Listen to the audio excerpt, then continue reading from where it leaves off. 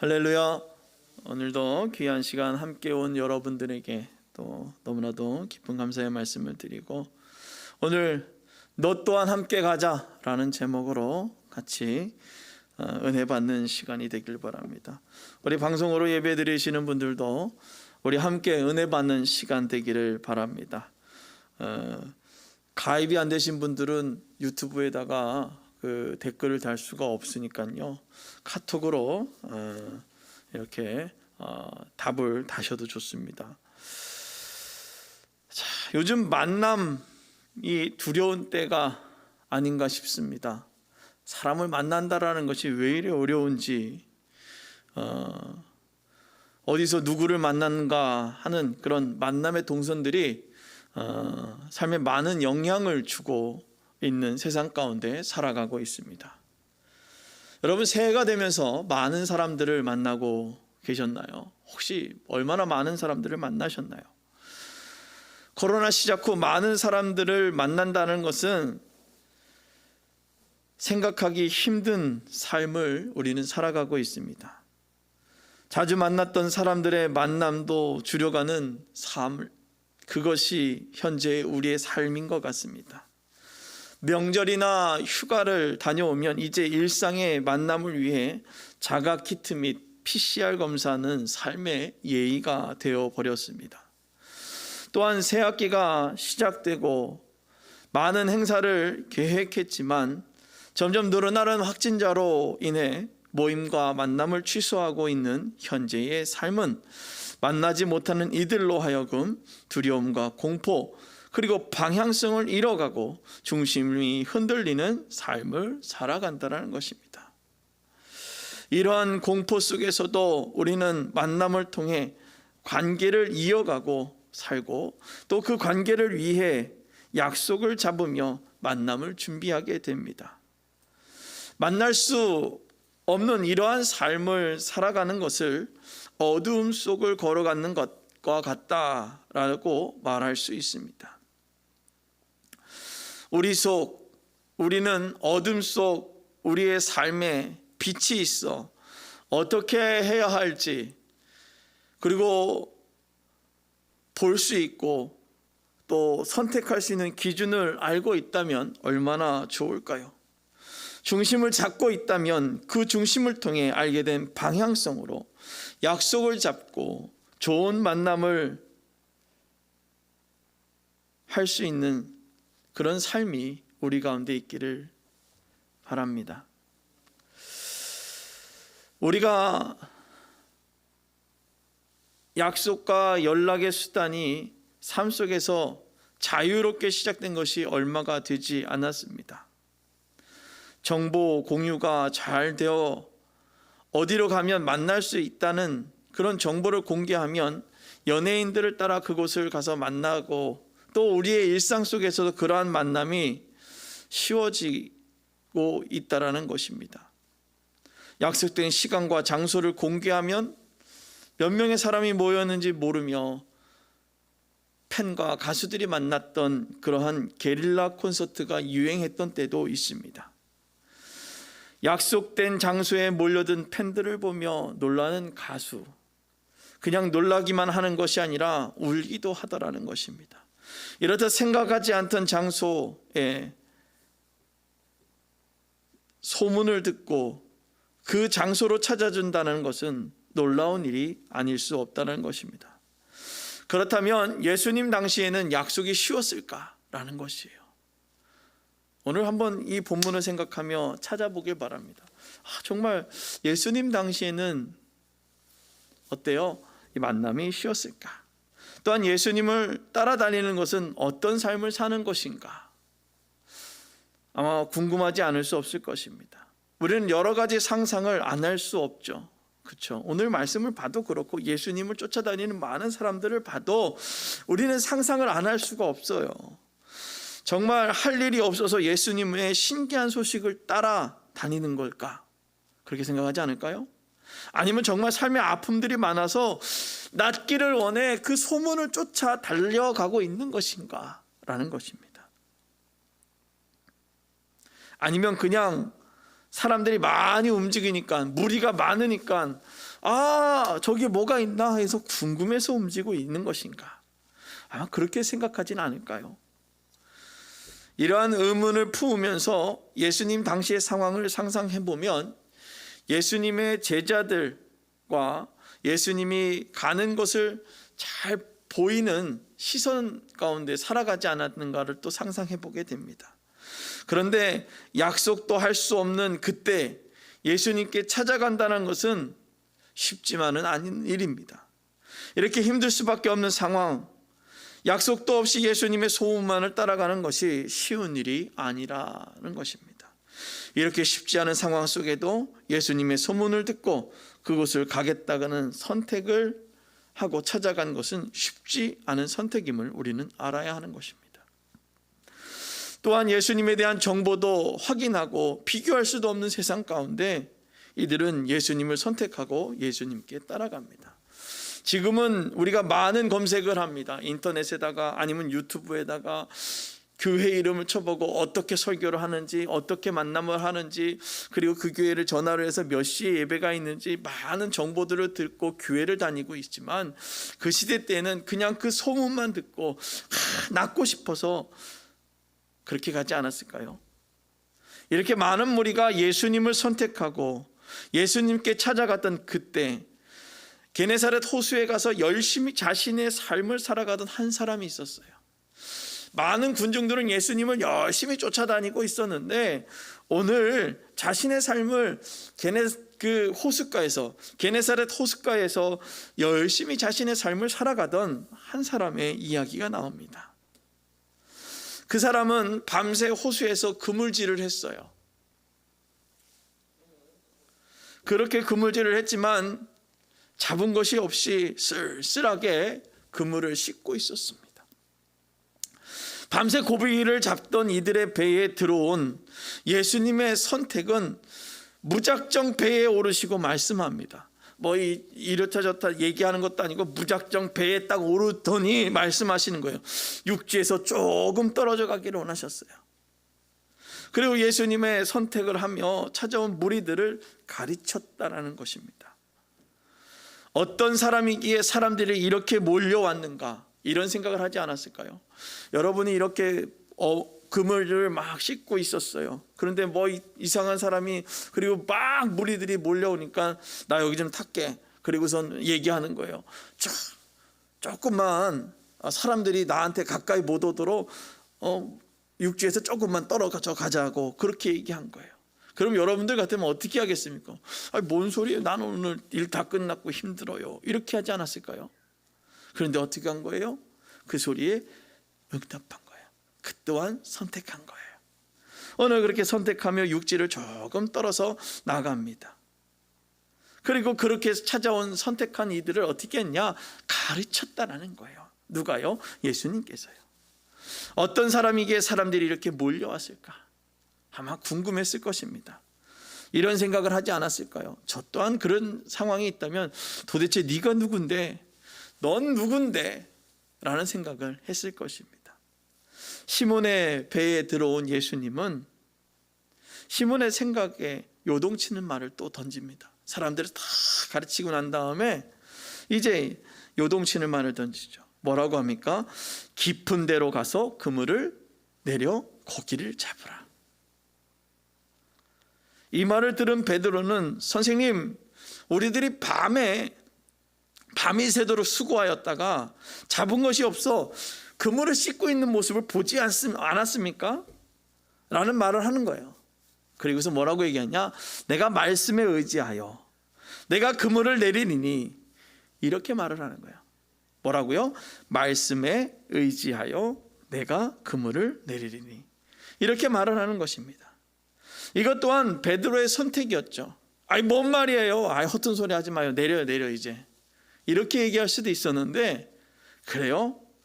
내가 밤새 수고했는데 내가 지금 그물을 씻고 있는 모습을 당신이 나를 봤음에도 불구하고 그래, 한번 말을 들어보겠다라는 것입니다. 갑자기 베드로의 배에 들어온 예수님의 선택에 베드로가 다시 선택한 거예요. 그래? 내가 한번 들어볼게.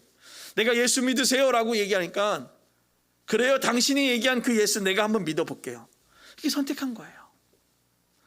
근데 다른 사람, 어떤 사람이 선택하지 않는 거예요. 아직 내가 부족해서, 아직 내가 뭐 이렇게 해서 발로 선택을 걷어찬 거란 것입니다.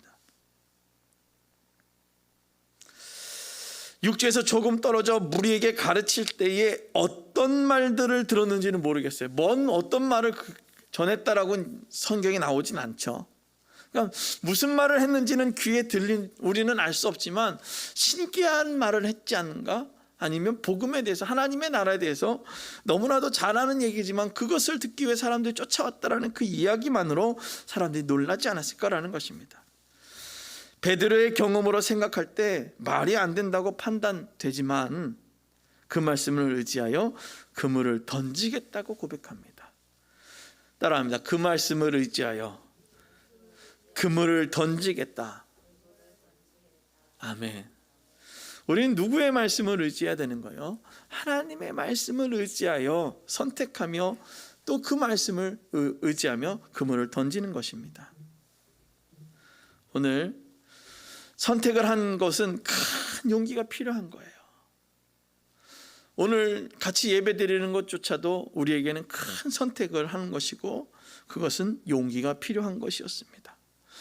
우리는 예수님의 삶을 순종하겠다고 말하며 순종의 믿음을 이야기합니다.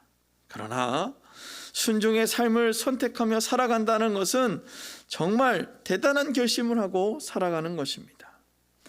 이렇듯 베드로의 선택은 어부의 인생을 뒤집는 선택을 하는 것이에요. 내가 평생 어부를 살아왔는데 그 어부의 삶이 이 사람의 말을 들으면 뭐예요? 이 말이 맞아? 라는 얘기를 하지 않을까요? 밤에 깊은 호수에서 그물을 내렸던 베드로의 그물에는 아무것도 잡히지 않았다는 것입니다. 베드로의 속상한 마음 가운데 위로보다는 놀람을 선물 받게 되는 거예요. 위로의 말로 위로한 것이 아니라 예수 그리스도는 오늘 그 베드로에게 놀라운 것으로 선물을 주신 거예요. 놀랍지 않을까요? 호수에서 깊은 곳으로, 호수 중에서 자 지금 네가 있는 이 얕은 물에 그물을 던져 그리고 잡아가 아니라 지금은 어디예요? 저 깊은 곳에, 저 깊은 곳에 그물을 던져 끌어올릴 때 어떤 일이 났어요? 심이 많아 그물이 찢어지리라. 그렇게 놀라운 일이 일어났다라는 것입니다. 심이 많아서 찢어지는 일. 예수님의 선택을 다시금 선택한 시몬 베드로는 혼자만 그 기쁨을 누린 것이 아니에요. 자, 놀라지 않겠습니까? 내 배에 어느 정도 차고선 그래 요거 조금 갖고 있다가 내가 그냥 혼자만 슬쩍 갖고선 가야지 라는 것이 아니에요. 아마 어느 정도만 잡혔으면 시몬도 아마 그러지 않았을까요? 그래 요만큼 잡혔으니까 그래 좋다라는 거예요. 그러나 오늘 하나님의 놀라운 능력은 시몬을 통해서 다른 이에게도 나눌 수 있는 그런 용기를 주게 되어지더라는 것입니다. 혼자만 기쁨을 누는 것이 아니라 다른 이들까지 손짓을 하며 부르고 그래서 두 배에 채우고도 잠기게 되는 경험을 하게 되더라는 것입니다. 그런데 그 놀라운 일들을 경험한 베드로는 어떻게 하느냐? 그냥 있는 것이 아니에요. 예수의 무릎 앞에 엎드려 주여 나를 떠나소서 나는 죄인이었소이다. 말도 안 되는 얘기가 나오죠. 기뻤으면 좀 기쁨을 좀 만끽하고 이 사람 이 예수라는 사람이 참 많이 나를 많이 쫓아왔는데 사람들이 많이 쫓아오고 막 그렇게 했는데 봐 이 사람이 하라는 대로 했대 됐어. 이런 얘기를 하지 않고 바로 거기서 고백하는 거예요. 예수님 나는 죄인입니다. 베드로의 경험은 놀랄 수밖에 없고 그 놀람을 표현한 단어는 죄인임을 고백한 것입니다. 베드로만이 아닌 동업자 야고보 또한 같이 놀라게 되는 것이죠. 왜냐하면 우리가 잘 알듯이 낮에는 고기가 얕은 물에 있습니다. 그리고 밤에는 깊은 물에 들어갑니다. 심해 깊은 곳에 가서 또 살고 있다라는 것이죠. 그런데 오늘 베드로의 삶은 말도 안 되는, 어둠이 있는 곳에 가야 깊이, 어둠이 있는 깊은 바다에 그물을 던져야만 먹고 살 거라고 생각했는데 빛이 있는 깊은 바다에 그물을 던져 많은 것을 잡는 경험을 한 거예요. 베드로라는 그 어부의 인생을 뒤집게 되는 놀라운 일들을 경험하게 된 것입니다.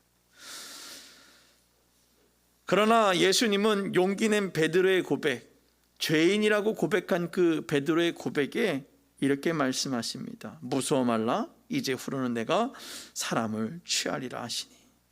예수님의 말씀을 듣고 배를 육지에 대고 모든 것을 버리고 예수의 뒤를 따르게 된 것입니다. 그렇습니다. 그렇게 어떤 일을 시작할 때 내 것을 다 버리고 간다라는 것은, 그것을 시작하는 것은 무엇이 필요합니까? 용기가 필요하다는 것입니다. 오늘 여러분들에게 또 하나님의 자녀로 그리스도인으로 신앙인으로 살아가기 위해 오늘 용기 내어 보시기를 주님의 이름으로 부탁을 드립니다. 오늘 베드로가 갑작스럽게 들어온 예수님과의 만남, 베드로의 배에 갑작스럽게 들어온 예수님과의 만남에 많은 선택을 해야 하는 상황이었습니다. 오늘 우리가 잘 기억해 보면 그렇지 않습니까? 이 선택은 용기를 내어야 됩니다.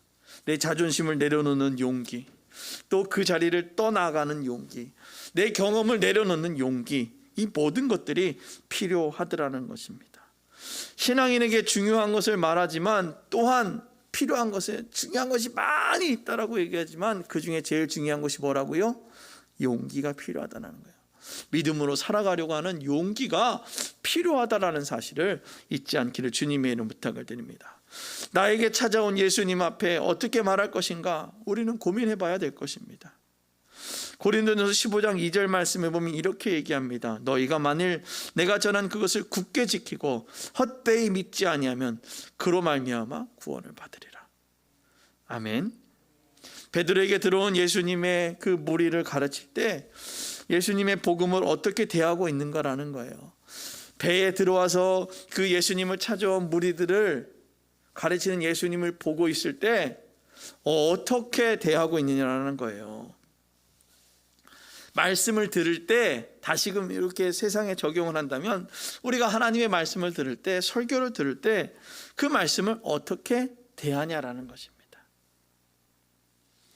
베드로에게 들어온 예수님이 무리를 가르치실 때 예수의 복음을 어떻게 대하고 있었는가? 그것은 바로 오늘 굳게 그 믿음을 지켰다라는 거예요. 그 말씀을 듣고 그 마음을 굳게 지켰다라는 거예요. 아직 완전히 이해되지는 않았지만 그 말씀을 믿고 굳게 지킨 거예요. 베드로는 예수님의 들어오심과 말씀을 선택했기 때문입니다. 예수님의 들어오심에 반응한 베드로의 모습은 대단한 용기를 보여줬다는 것이죠. 베드로의 용기는 새로운 삶을 살아가도록 만들어줬다는 것입니다. 오늘 우리는 생각해야 할 것입니다. 빛이 없이 깊은 호숫가에, 빛이 있는 호숫가 어떤 곳이 더 무서울 것인가? 빛 없는 호숫가가 무서울 것인가? 빛이 있는 호숫가가 무서울 것인가? 아마도 빛이 없고 어디를 가야 할지 방향을 잃을 그 깊은 호숫가가 더 두려울 것입니다.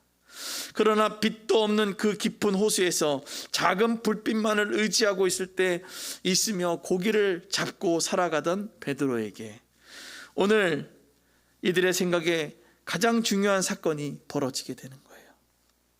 빛이 강렬할 때에도 그물을 채우게 되는 놀라운 일을 경험하게 되더라는 것입니다. 어둠 속에 내가 채운 것이 아닌 빛 가운데 채우신 그 놀라운 사건은 베드로에게 나눔의 삶을 살아가는 그 부름의 용기를 허락했다라는 것입니다.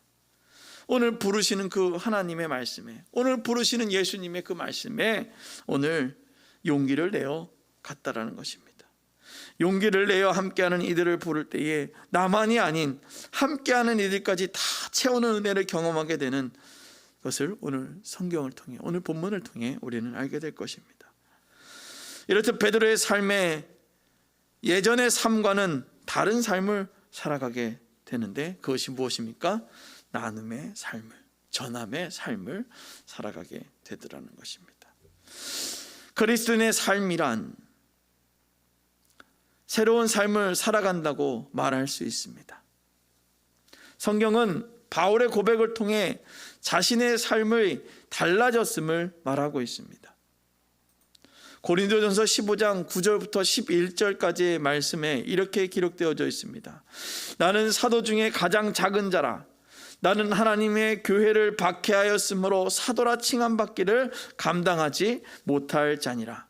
그러나 내가 나의 나된 것은 하나님의 은혜로 된 것이니 내가 내게 주신 그의 은혜가 헛되지 아니하여 내가 모든 사도보다 더 많이 수고하였으나 내가 한 것이 아니요 오직 나와 함께 하신 하나님의 은혜로다. 그러므로 나나 그들이 이같이 전파하며 너희도 이같이 믿었느니라. 아멘. 바울의 삶이 하나님의 은혜로 변했다는 것을 고백하고 있습니다. 바울에게 들어오신 하나님의 은혜가 오늘 베드로에게 임한 것 같이 이제 우리의 삶에도 찾아왔다는 것입니다. 저와 여러분의 삶에도 오늘 찾아왔다라는 것이죠. 그러나 이렇게 찾아온 이들의 고백은 무엇이었습니까? 죄인입니다 라는 것이에요. 오늘 죄인이라고 고백하고 있다라는 것입니다. 전적인 찾아오심, 그 은혜를 받은 자의 중요한 것은 자신의 죄를 고백할 때 변화의 은혜를 경험하게 되는 것입니다. 따라합니다. 나의 죄를 고백할 때 변화의 은혜를 경험하게 된다. 아멘.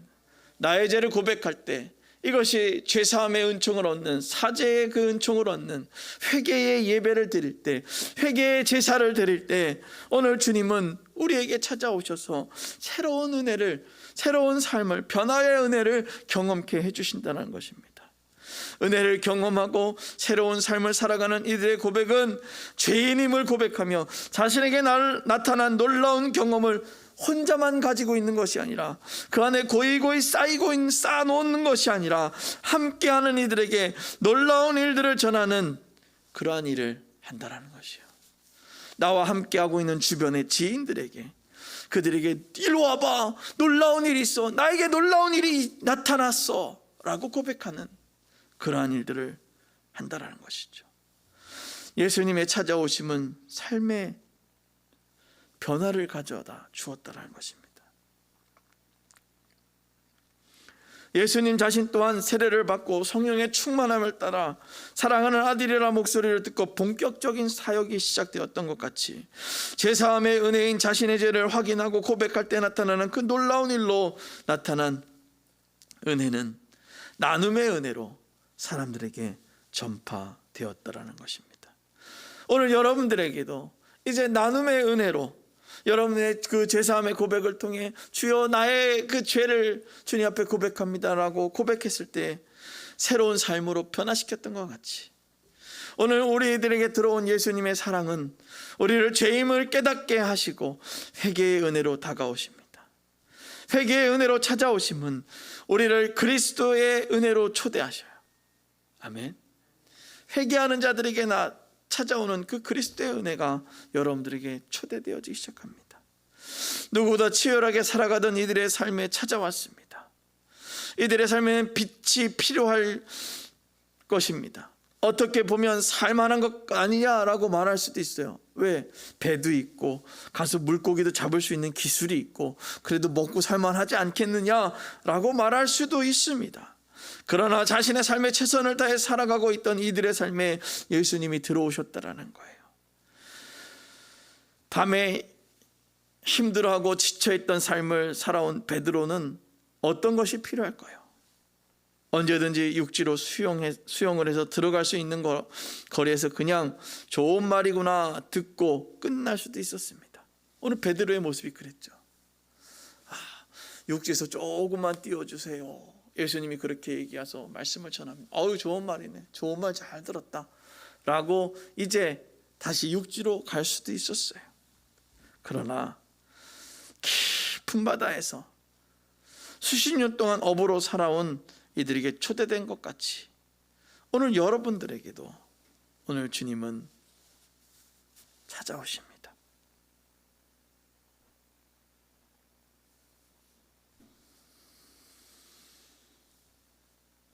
그 초대장은 내가 살아온 경험을 내려놓고 같이 가자, 같이 가보자 라는 초대장이 도착했다라는 것입니다. 이제 선택은 여러분이 해야 할 것입니다. 그 초대장에 내가 할 수 있는 것이다, 많다고 말할지도 않은, 내가 할 수 있는 것이 많다라고 말하지도 않았습니다. 그저 이렇게 이야기합니다. 주의 말씀을 의지하여 깊은 곳에 그물을 던져 보라. 원양어선을 타는 항해사의 이야기를 생각이 납니다. 인간이란 참 나약한 존재이다. 한시도 망망대해에서 자신의 힘으로 버틸 수 있는 것이 없음을 말하고 있습니다. 거친 파도가 몰아칠 때 생사의 갈림 위에 오늘도 살아가고 있구나. 자연을 정복한다는 이런 교만함이 어디 있는가. 다스리며 관리하며 살아가는 존재로 살아가야 한다는 이야기를 했던 것이 생각이 납니다. 나약한 존재로 살아가는 우리에게 초대장을 보내셔 말씀하십니다. 함께 하자. 우리가 받은 기쁨의 초대장을 나와 함께하는 이들에게도 전하는 사명을 감당하며 살아가는 우리 모두가 되기를 주님의 이름 부탁을 드립니다. 함께하자. 너 또한 나와 함께하자. 기도하겠습니다. 거룩하신 하나님, 우리에게 말씀하십니다. 너 또한 함께하자. 그러나 주가 함께하자는 그 말씀에 의지하지 못하며 내가 할 수 있는 것만을 찾아보고 있던 우리들의 모습을 내려놓습니다. 주의 말씀만을 의지하여 깊은 곳에, 내 경험은 어둠 속에서야 무엇이 될 것 같지만 주님의 그 계획은, 주님의 그 능력은 밝은 곳에서도 그 모든 것들을 채우는 놀라운 은혜를 보여주심을 믿습니다. 하나님, 우리에게 채워주심의 그 놀라운 은혜를 보여주셨던 것과 같이 우리의 삶, 빛 가운데로 나온 우리들 가운데 주여 가르치시고 함께하여 주옵소서. 그래서 주가 채우심으로 말미암아 기쁘게 살아가는, 그 기쁨을 나누는, 기쁨의 메아리를 전하는 우리의 삶이 되어지게 하옵소서. 감사드리며 예수님의 이름으로 기도드립니다.